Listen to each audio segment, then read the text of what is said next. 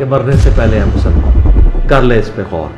کتابوں کا خدا اور ہے، بابوں کا خدا اور. کہنے کو تو تھی سب کا اسلام ہے، لیکن کتابوں کا جہاں اور ہے، بابوں کا جہاں اور. 3 لڑکے وہاں پہ مسجد میں آئے، انہوں نے پمپ میں جانا تھا، انہوں نے پیشاب وغیرہ کرنا تھا، تو انہوں نے ایسے پردہ اٹھایا نا، میں مسجد میں بیٹھا ہوا. میں نے کہا تم یہاں پہ کیا کر رہے ہو؟ وہ کہتے ہیں ہم بھی مرزا صاحب سے ملے. میں نے کہا یہ بندہ بات آگے کیا کرتا ہے، میں نے پکڑ لینا، جب بھائی یہ آئے گا باہر میں نے اس کو بول دینا کہ آ جا بھائی. بوڑھا اس نے کہا کہ ہاتھ چھوڑ کے نماز پڑھ سکتے ہیں. بھائی یہ کیسا بندہ ہے بھائی جو بول رہا ہے سنت نبی علیہ السلام کی بول رہا ہے کہ بندہ نہ کرے اور برش اس کے ذریعے کر سکتا ہے. تو خیر میں نے بڑا پریشان ہوا. پھر ایک اور مولوی کی ویڈیو دیکھی، اس نے کہا اس کو نہیں سننا. میں نے کہا صحیح کہہ رہے ہیں، اس کو تو میں نہیں سنوں گا آج کے بعد. لیکن قدرت کا کرشمہ جب ہدایت نصیب میں ہو تو کچھ نہ کچھ ہو ہی جاتا ہے. اللہ اکبر. تو میں نے ان کو کہا کہ قاری صاحب تو یہ تو ہم اس طرح آپ نے اپنے سامنے بٹھایا جس طرح ہم نشے میں بیٹھے ہیں.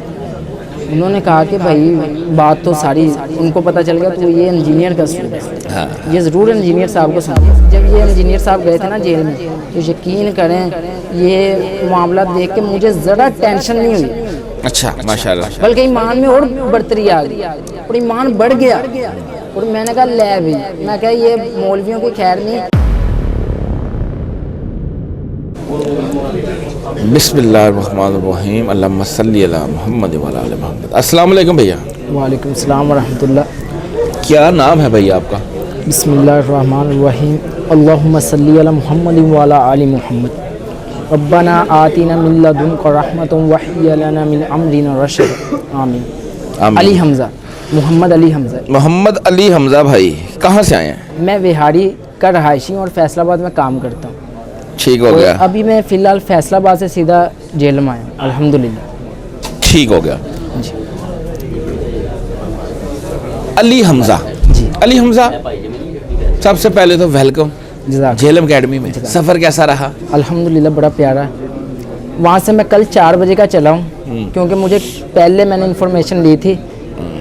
بس کا تھوڑا سا مجھے مسئلہ لگ رہا تھا کہ شاید کہ بس مجھے نہ ملے، کیونکہ پہلے میں پتہ کر چکا تھا کہ زیادہ رات تک نہیں وہ بسیں چلتی. تو میں 4 بجے چل پڑا تھا وہاں سے. 4 بجے چلا، بس نے تھوڑا سا دیر کر دی. میں یہاں پہ پمپ جو ہے، پمپ میں آ کے میں نے نماز وطر ادا کی. وہاں پہ پیچھے سے نماز جو عشاء کی تھی وہ ادا کر کے آیا تھا.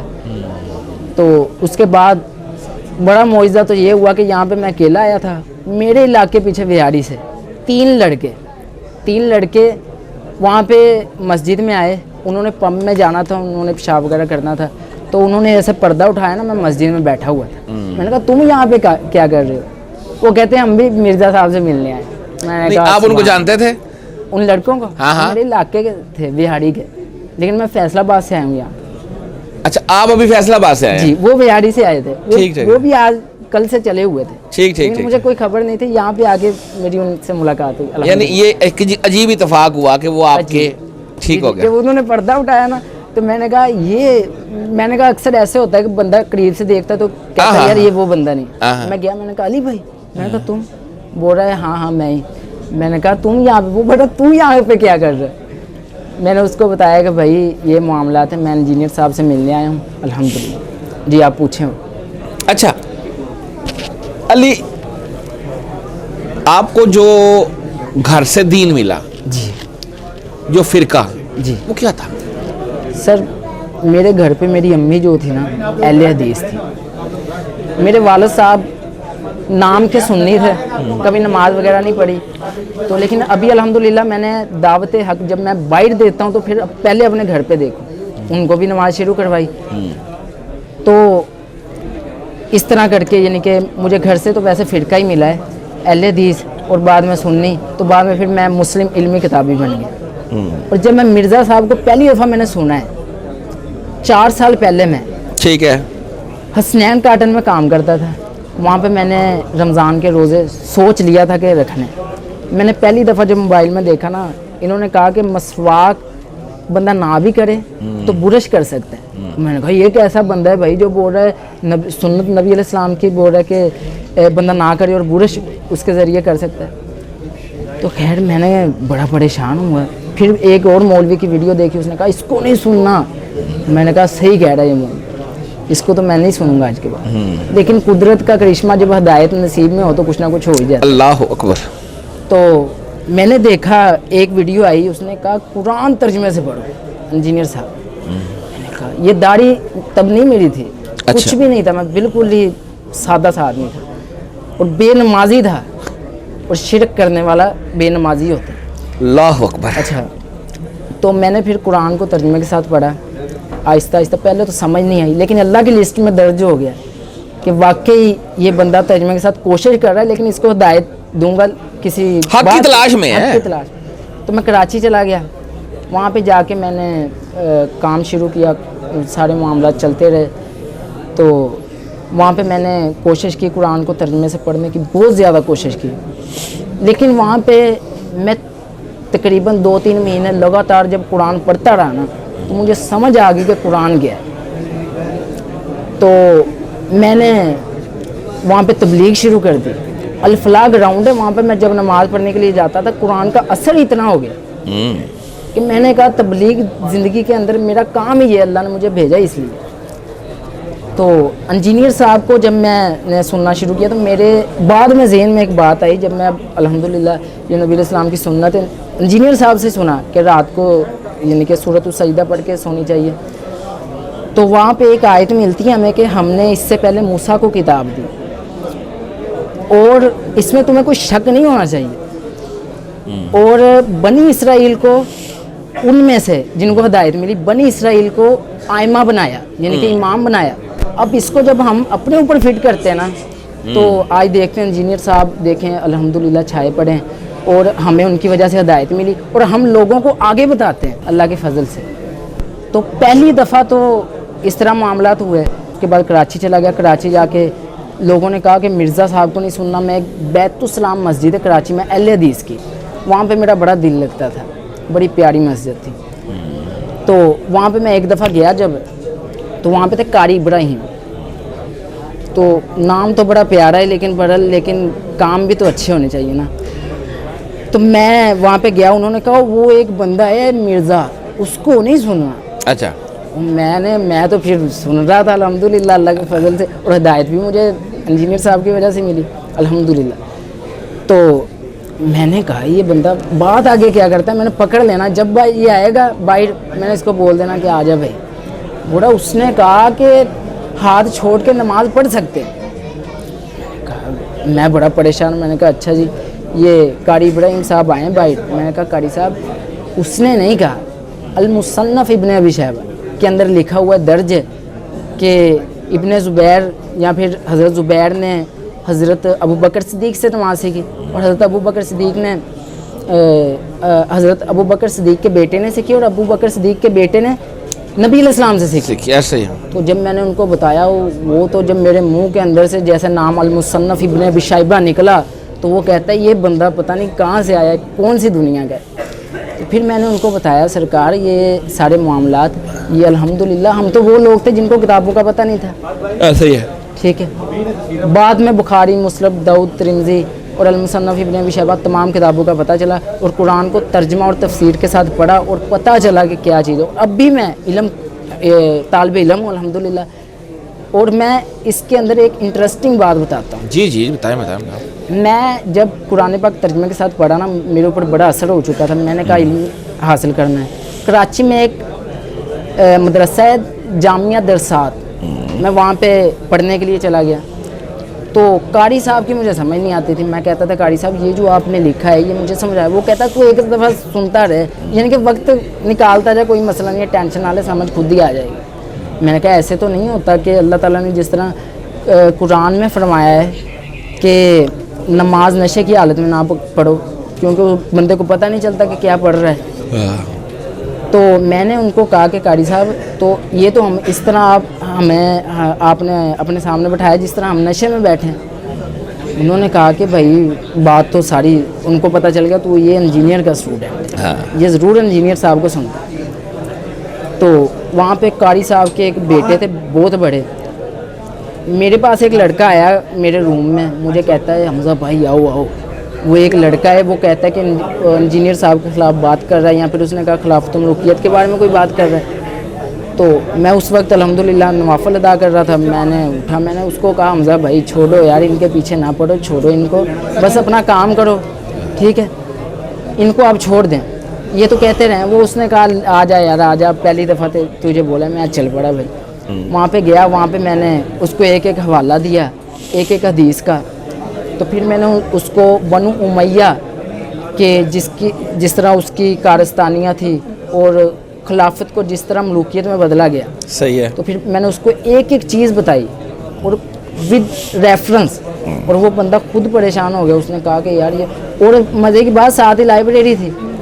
میں نے اس کو کہا کہ فلانی آجا میں تجھے کتاب کا حوالہ دیتا ہوں، ایک ایک کتاب. وہ بندہ پھر اس کے بعد چپ کر گیا.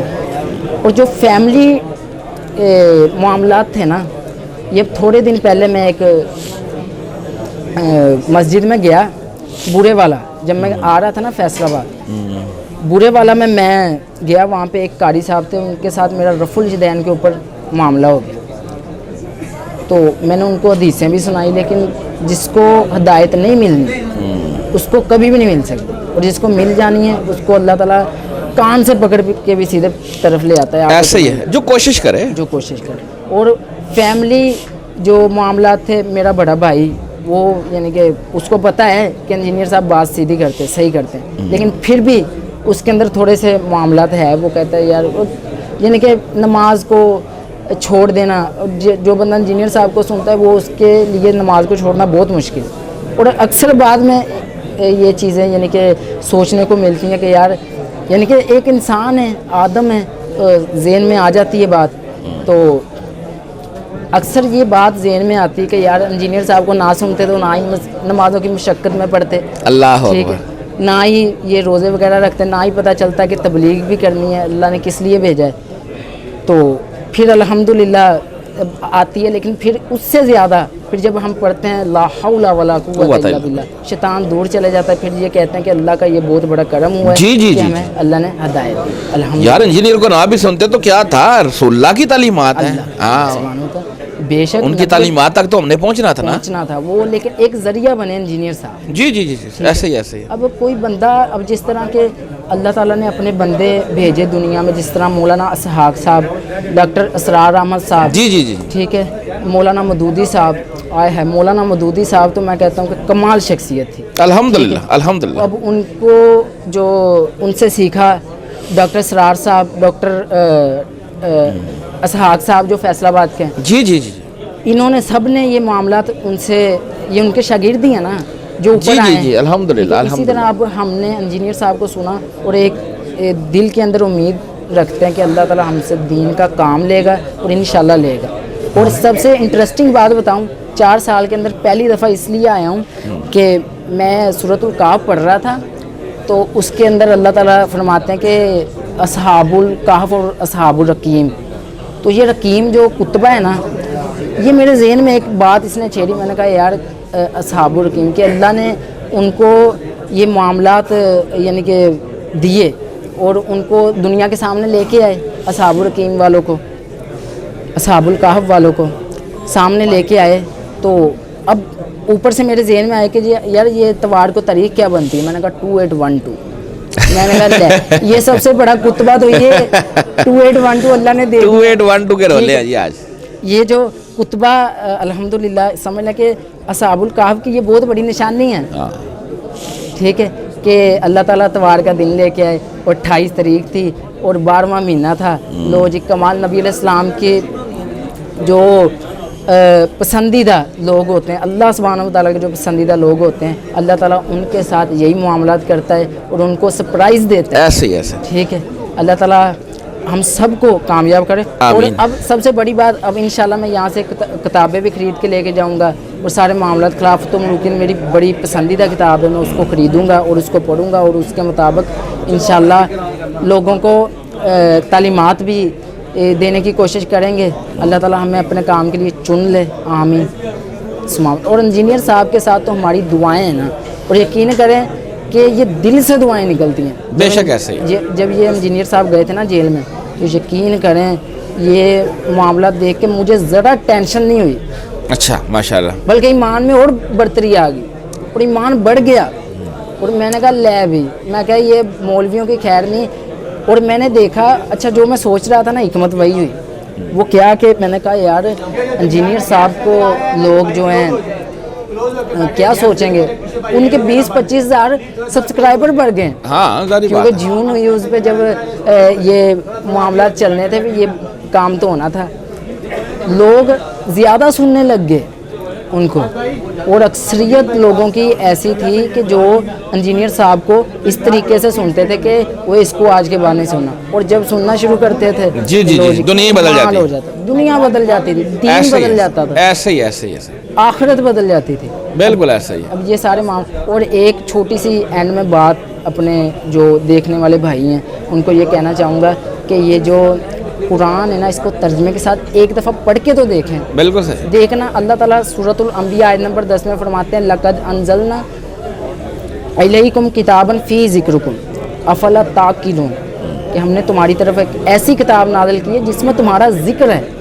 अफ़ला ताक़िलून, तुम फिर भी शऊर नहीं रखते। और यकीन करें, जब ये वाली आयत जब मैंने अल्हम्दुलिल्लाह इंजीनियर साहब से सुनी, या फिर डॉक्टर इसरार साहब हो गए, उसके बाद आमर सुहेल साहब, मैं उनसे अरबी सीखता हूँ, उनसे जब मैंने ये सुनी तो फिर मैंने किताब के ऊपर गौर किया। मैंने कहा यार इसमें वाकई अल्लाह ने सच फरमाया है कि इसमें तुम्हारा जिक्र है।